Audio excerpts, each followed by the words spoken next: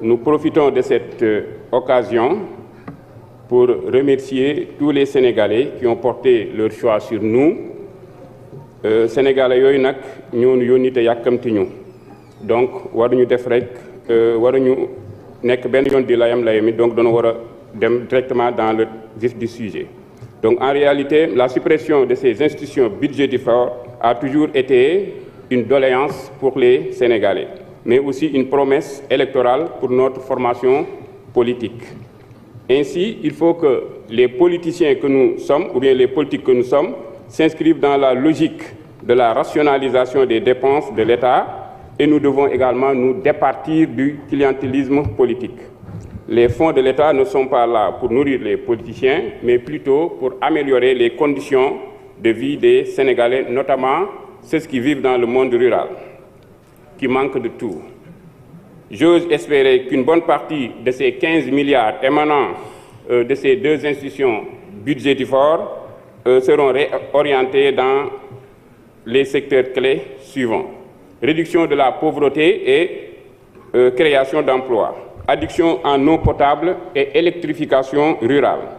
Mise en place d'infrastructures scolaires, éducatives,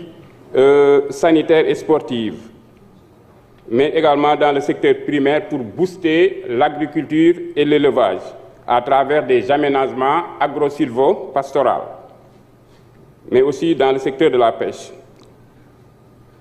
Donc tout ceci nous permettrait, dans un proche avenir, d'aller vers ce qu'on appelle la souveraineté alimentaire. Bon, maintenant j'ai deux préoccupations par rapport au ministre. Donc si vous allez dans le département de Saint-Louis, il y a une société qu'on appelle Grand Domaine du Sénégal, où 212 employés sont menacés de radiation, donc pour des raisons non fondées. Donc, alors que nous prenons pour l'emploi et l'employabilité des jeunes et des femmes. Donc il faut venir en aide à ces populations-là. Dans deuxième interpellation, dans les communes rurales du département de Dagana, comme par exemple commune d'Amban, Nit, Ronk et Diama, donc les sociétés agro-industrielles sont en train d'accaparer les terres, donc spolier les populations de leurs propres terres. Donc là également, il faudra intervenir et ces sociétés le font de connivence avec les maires. Donc, nous demandons à Monsieur le ministre de la Justice de trouver les voies et moyens légaux qui permettront d'amener certaines mairies en délégation spéciale. Et également de trouver des voies et moyens légaux pour permettre de sécuriser le foncier sénégalais, surtout dans le monde rural. Chers collègues, donc, maye xaalis donc jàngal nit ki sénégalais nu ñuy nappee moom moo ko gën. Donc ces institutions budgétivores qui n'ont aucune vocation d'améliorer les conditions de vie des Sénégalais, donc nous demandons à ce que l'on vote pour ce projet de loi de la suppression du HCCT et du Conseil économique, social et environnemental. Donc sur ce, nous remercions le président de la République et son Premier ministre pour avoir tenu leur promesse de la suppression de ces deux institutions budgétivores. Donc je vous remercie. Merci. Jërëjëf, honorable Ibrahima Mbodj. Honorable Maïmouna Bousso, vous avez la parole. Honorable Amin Ndiaye, mën nga waajal.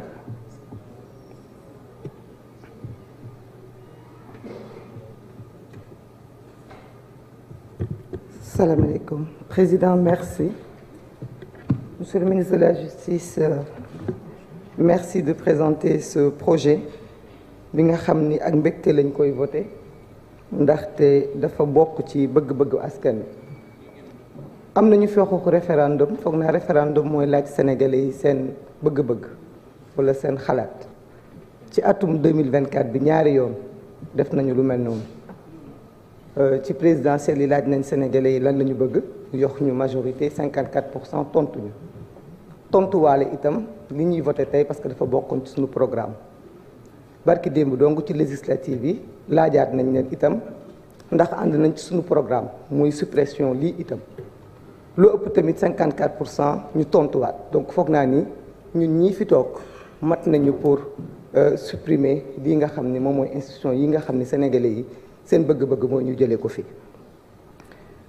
donc dinaa ko voter ñaan yàlla itam vote bi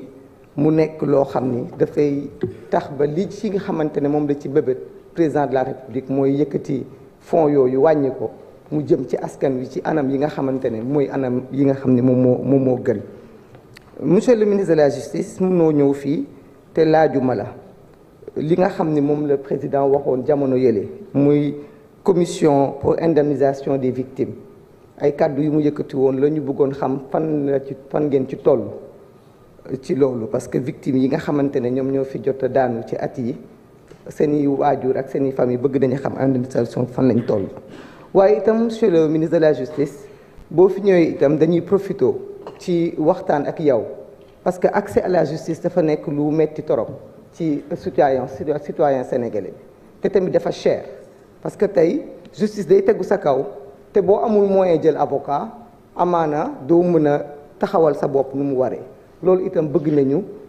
gannaaw da nga taxaw ci réforme ak ci rénovation say service jóg ci bu baax a baax indi ci ay jéego ndax tamit sénégalais yépp am nañ droit am accès à la justice quel que soit leur revenu loolu itam bëgg nañu nga taxaw ci bu baax a baax ndaxte tey sénégalais boo gis rek sunu rakk yi bare nañ ci kaso yi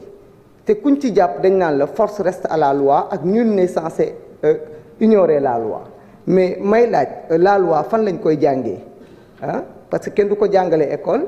kenn du ko jàngale ci jaare yi kenn du ko jàngale fenn donc naka la sénégalais bi mu nee xam loi bu fekkee loi bu dalee ci kawam dañ naan ko nul n'est censé ignorer la loi donc foog naa ni war ngaa mën yow ak les services nekk ci éducation ak ñeneen fexe ba loi bi accès à la loi mu nekk lu yomb ba sénégalais bu nekk xam àq ak yelleefam parce que boo xamee sa àq ak yelleef ci ngay mën a éviter délit yi ci ngay mën a éviter yenn yi parce que la plupart ñi ñuy jàpp dañu naan xamuma ko woon te kan moo leen koy xamal ak naka lañ koy xamalee loolu foog naa war na bokk ci réforme yi nga xam ne sa ministère war na ko indi ndaxte nag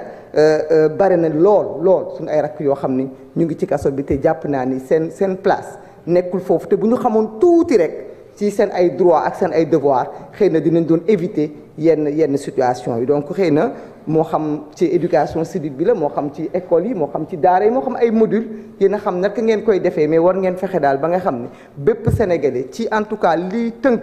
loi mu mën cee am dara donc du ma guddal kàddu yi foofu rek laa koy yemale di leen jaajëfal di remercier ñi nga xam ne ñëpp itam ñoom ñoo ñu nekk di jàppale jamono ji ci liggéeyu parlementaire bu muy les équipes de l'Assemblée nationale di aussi encourager suñu collègues députés yi nga xamante ne yëpp ñoom ñoo fi nekk di wax ne on a l'occasion quand même ñun ñëpp ñu nekk des députés du peuple parce que Sénégal moo ñu fi indi la majorité écrasante mais elle n'est pas là non plus pour opprimer donc may inviter suñu yeneen collègues yi képp koo xam ni indi nañ ci projet boo xam ni dafa nekk bëgg-bëgg askan wi c'est l'occasion de voter le projet de ne pas systématiquement dire non parce que àndoo ci wala parce que da nga nekk de l'autre camp parce que loolu ce n'est pas productif merci beaucoup. jërëjëf honorable Maïmouna Bousso. Honorable Amy Ndiaye, vous avez la parole. Honorable Daba Wanyane